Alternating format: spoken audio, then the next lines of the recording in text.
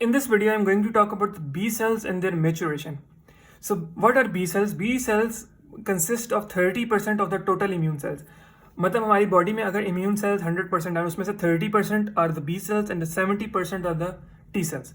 आप अंदाज़ा लगा लो कि कितने ज़्यादा हैं. तो बी सेल्स की रेंज भी ना 10⁻⁶ की रेंज में होती है. इतनी क्वांटिटी होती है इनकी बॉडी में. तो आप इससे अंदाज़ा लगाओ कि 70% इससे भी ज़्यादा टी सेल्स हैं. तो टी सेल्स कितने आ सकते हैं बॉडी में? So B cells are formed synthesized from the hematopoietic stem cells, maturation in the bone marrow.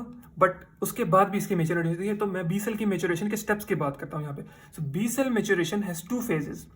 One is the antigen independent phase, that is other is the antigen dependent phase. Significance की मैं बात करता हूँ कि क्या significance है. Bone marrow में वो बने, वहाँ पे एंटीजन तो नहीं है हमारे पास. तो बोन मैरो में थोड़ा सा वो बनते हैं, सेल की फॉर्मेशन होती है. वो मेच्योर नहीं होते लेकिन इमेच्योर होते हैं.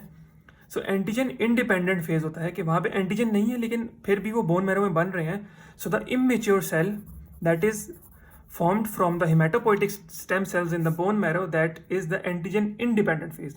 अब बोन मैरो में बन गया लेकिन उसने फिर बाहर भी तो आना है, अपना फंक्शन भी तो परफॉर्म करना है. तो उस चीज़ के लिए रेडी होने के लिए हमारे पास एंटीजन डिपेंडेंट फेज उसको रेडी करता है. एंटीजन डिपेंडेंट फेज क्या करता है कि स्टेम सेल से जो हमारे पास आया immature B cell, immature B cell आया स्टेम सेल से, इमेच्योर था, वो बनाएगा pro B cell. Pro B cell, pro क्यों? प्रो ऐसी चीज़ कि वो कैपेबिलिटी रखती है बी सेल को बनाने के लिए. ठीक है, कैपेबिलिटी है उसमें कि वो बी सेल में बन सके. प्री प्रो बी सेल्स, ये प्रो से ज़्यादा मेच्योर है. मतलब बी सेल बनने से पहले वाला फेज, वो बी सेल से बनने से पहले वाला फेज जो होता है वो प्री बी सेल फेज होता है. ठीक है, प्री प्रो बी सेल से बनेगा प्री बी सेल्स. मतलब ये वाला जो है इससे ज़्यादा मेच्योर है, प्री बी सेल हो गया, मतलब वो बहुत करीब है बी सेल बनने को. तो pre B cell then converts into the B cell. Ultimately B cell बन गया हमारे पास. अब बी सेल की जो है ना नेक्स्ट स्टेप है हमारे पास टॉलरेंस डेवलपमेंट. किस चीज़ को कहते हैं वो हम स्टडी करते हैं कि टॉलरेंस डेवलपमेंट होती है इस बी सेल की. That is the antigens of the body are checked, compatibility with the B cells. अब बी सेल्स को हमने ऐसा बनाना है कि वो हमारी अपनी बॉडी को अटैक ना करे.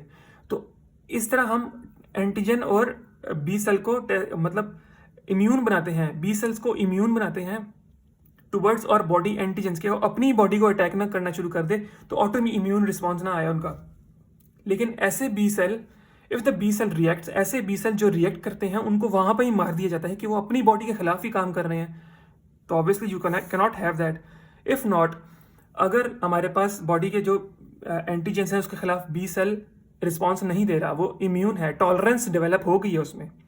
टॉलरेंस डेवलपमेंट किसकी तरफ हो रही है? अपनी बॉडी के एंटीजेंस की तरफ.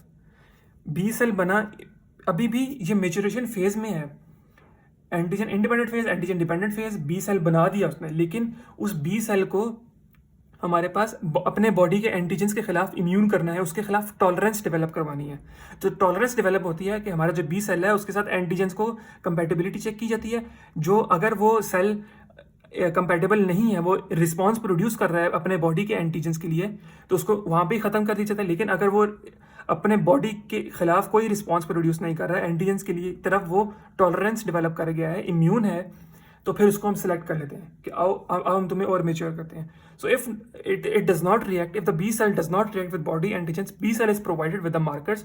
उसको हम प्रोवाइड करते हैं, ये आपके मार्कर्स हैं.